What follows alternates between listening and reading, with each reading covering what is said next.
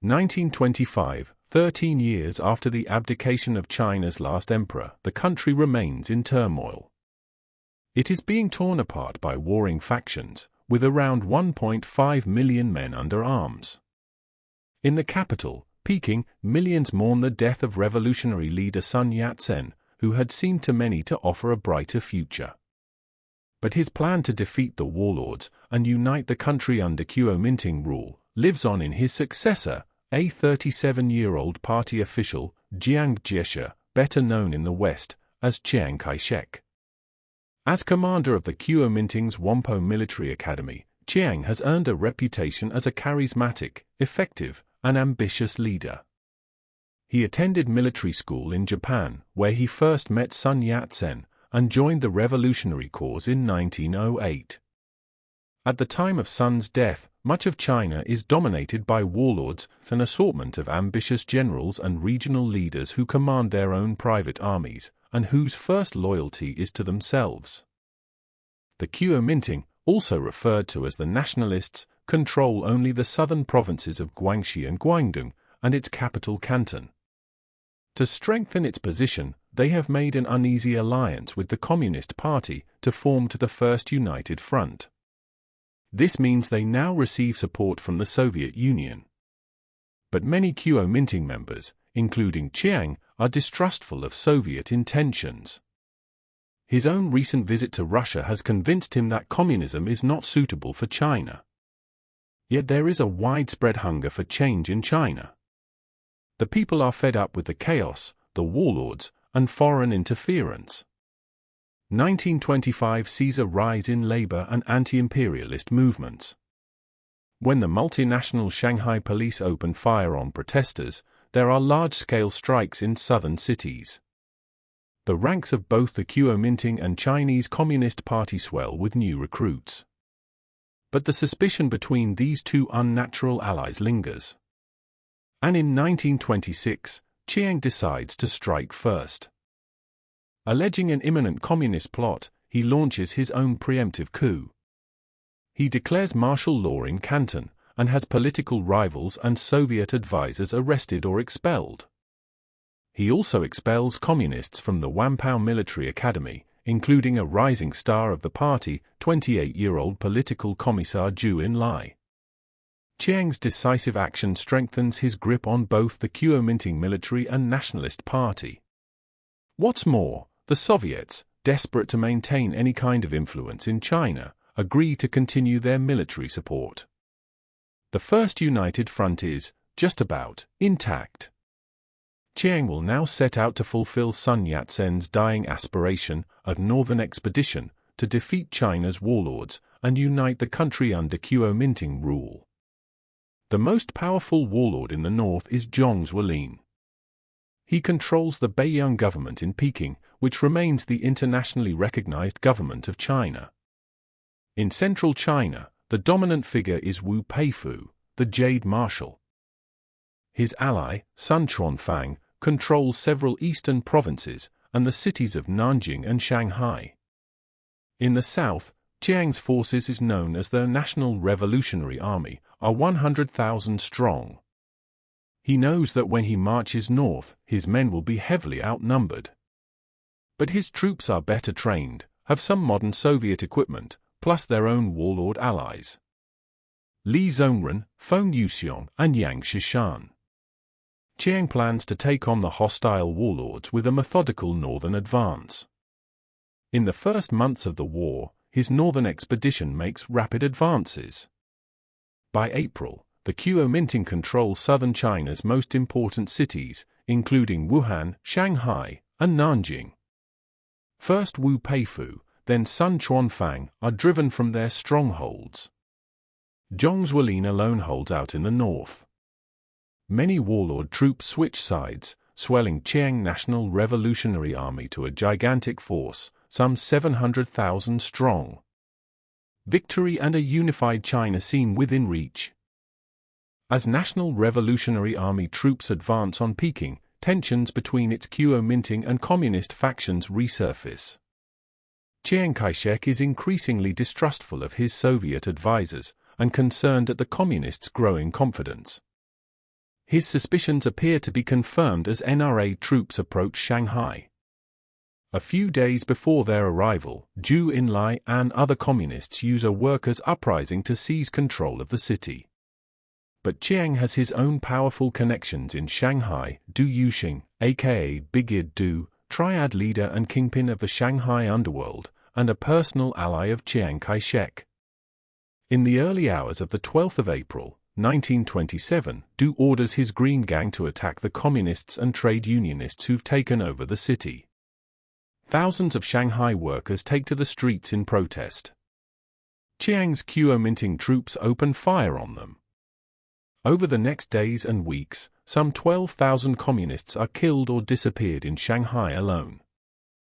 The First United Front has ended in blood and betrayal. The Shanghai Massacre is just the first of many purges, in which the Kuomintang hunts down communists in territory they control. The communists react by orchestrating uprisings across the country. Zhou Enlai, who is lucky to escape Shanghai alive, leads an armed uprising against Kuomintang rule in Nanchang. The following month, Mao Zedong leads the autumn harvest uprising in Hunan and Jiangxi provinces. In December, a third uprising takes place in Canton. All three are swiftly crushed by Kuomintang forces. But there is no doubt that a brutal new front has opened in China's revolutionary struggles. As the communists fight for survival, Chiang's northern expedition resumes its advance. He now targets the last hostile warlord standing, Zhong Zuolin. On the 6th of June, 1928, in a moment of great symbolism, Kuomintang troops enter Peking, the old imperial capital. Zhong retreats across the Great Wall into Manchuria, a region under heavy Japanese political and economic influence. There is also a large Japanese military presence here, the Kwantung Army. The Japanese have supported Zhong for several years, but now decide he has outlived his usefulness. As Zhong travels north by train, his carriage is destroyed by a massive bomb. It had been planted by a Japanese officer. The Japanese military hope for better results from Zhong's 27-year-old son, Zhong Xueliang. But that young marshal, as he becomes known, has his own ideas. In July, Zhong Jr. opens negotiations with the Kuomintang. In return for pledging allegiance to Chiang, he will hold onto his father's old power base in northeast China. Finally, after a decade of internal struggle, China is unified, with a single flag, a single capital, and a single leader, Chiang Kai-shek. But it won't be long before he faces his first major revolt. In 1929, Chiang proposes a major reorganization of the National Revolutionary Army. He wants to halve its size, from around 1.5 million men to 715,000, and split its troops into 65 divisions of 11,000 men.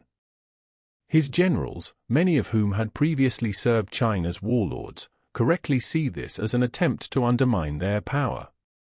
A group of them form an anti-Chiang coalition and plunge China back into civil war. The Central Plains War, as it is known, pits Kuomintang forces against their former warlord allies. Around 1 million soldiers take part in the fighting. Chiang Kai-shek suffers a series of early setbacks, but eventually regains control, thanks to support from Zhong, the young marshal. Victory comes at huge human and economic cost.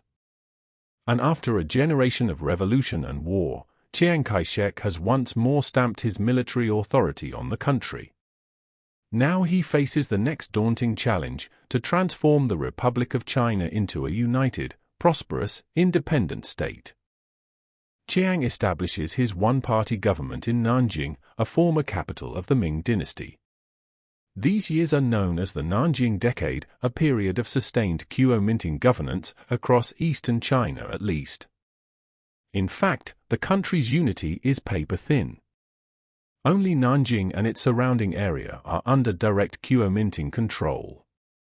Most of the country is still governed by warlords, more or less loyal to Chiang's government. The communists, meanwhile, are down but not out and form pockets of resistance throughout the country. In power, Chiang Kai-shek, referred to as the Commander-in-Chief or the Generalissimo, becomes increasingly authoritarian. To unite the country around a homegrown alternative to communism, he launches the New Life movement, reviving Confucian ideas to fit the times. Chiang's wife Sung Meiling, US-educated, and from a prominent Chinese Christian family, plays a leading role.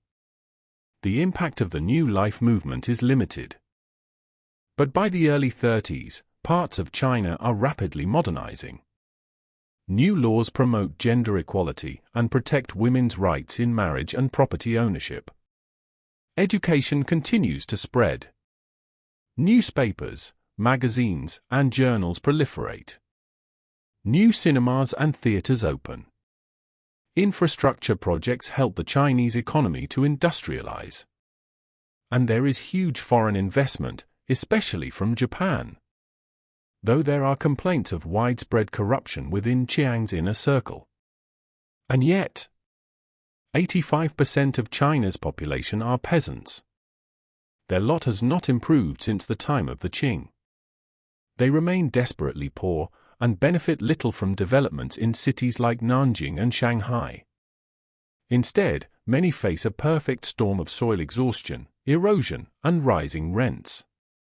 They are largely ignored by the Kuomintang government, but not by the communists, who are actively spreading their message across the countryside. To add to the woes of the rural poor, in 1931, catastrophic flooding devastates central and eastern China. The scale of death and destruction is almost unimaginable. Estimates range from 1 to 4 million lives lost. It's one of the worst natural disasters in human history. While the Republic of China struggles with its many challenges, foreign rivals look to take advantage. For decades, Japan has been extending its territory and influence at the expense of neighbors. Now, against a backdrop of heightened militarism and nationalism, some in Japan see China as the obvious target for further imperial expansion. Japan already has enormous influence in northeast China, and owns railways, factories, and mines in the region. Now their sights are set on the conquest of all Manchuria, rich in resources that Japan lacks. On the night of the 18th of September, 1931, outside the city of Mukden, an explosion destroys a section of the Japanese-controlled South Manchurian Railway. But it's a false flag operation.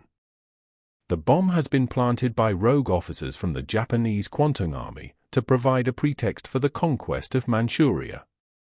Ignoring Chinese and international protests, Japanese forces attack. Within 3 months, their troops control most of northeastern China, driving back local Chinese forces commanded by Zhong the Young Marshal. All of China is outraged. But Chiang Kai-shek will not be lured into a general war with Japan. Internal pacification before external resistance, he insists. His strategy will be to trade space for time, and he orders Zhong to retreat. Japan creates its own puppet state in northeast China, named Manchukuo. On the throne, the Japanese place China's deposed Qing Emperor, Puyi, now 26 years old.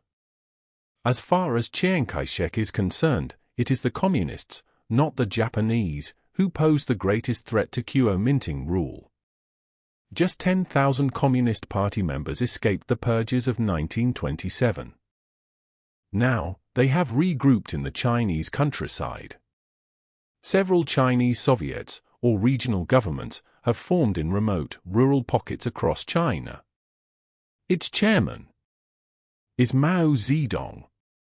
The son of a wealthy farmer, Mao was a founding member of the Chinese Communist Party.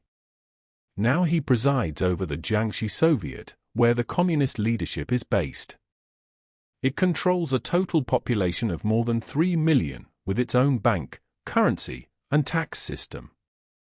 But Mao is criticized by other party leaders for his ruthless purges of communist forces and loses influence. Zhou Enlai takes over his role in the military leadership.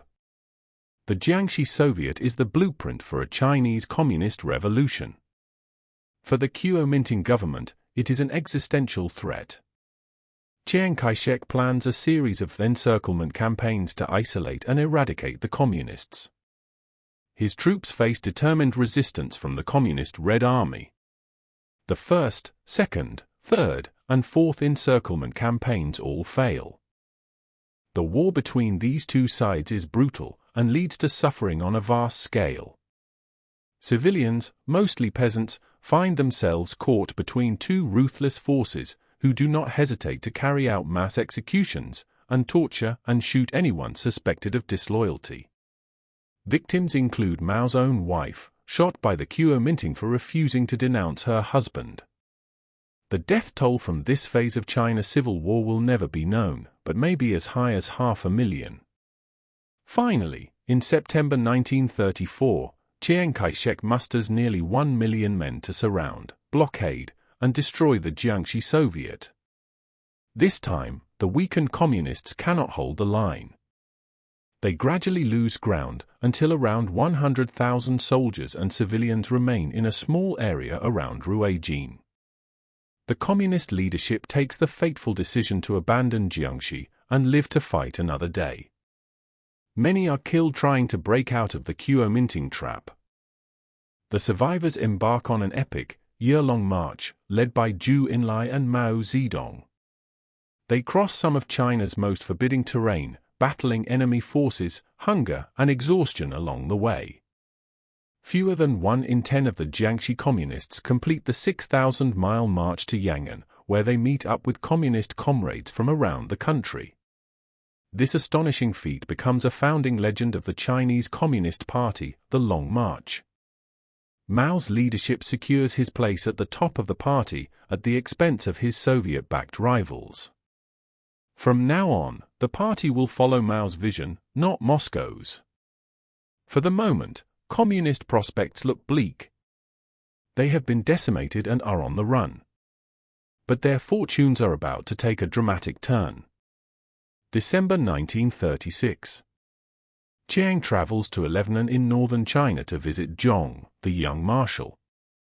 His troops are leading the fight against the Communists in their new northern base. It's 8 years since Zhong's father had been assassinated by the Japanese. 3 years later they'd driven his army out of Manchuria. He is infuriated by Chiang's refusal to challenge the Japanese. And he's come up with a bold plan. Zhong kidnaps Chiang Kai-shek and forces him to negotiate face-to-face with the Communists, represented by Zhou Enlai. After 2 weeks of talks, Chiang Kai-shek gives in. Having promised to end the internal fighting and confront the Japanese, he is released. As soon as Chiang's safely back in Nanjing, he has Zhong placed under house arrest. But on the crucial point, he keeps his word. Chiang agrees to form an alliance with his communist enemies, a second united front, to take on Japan. On the night of the 7th of July, 1937, a small detachment of Japanese soldiers demands to enter the walled town of Wanping, close to Peking, to search for a missing soldier. The Chinese garrison refuses. Tensions rise. A shot rings out from a Chinese position, then both sides open fire. One of the bloodiest wars of the 20th century has just begun.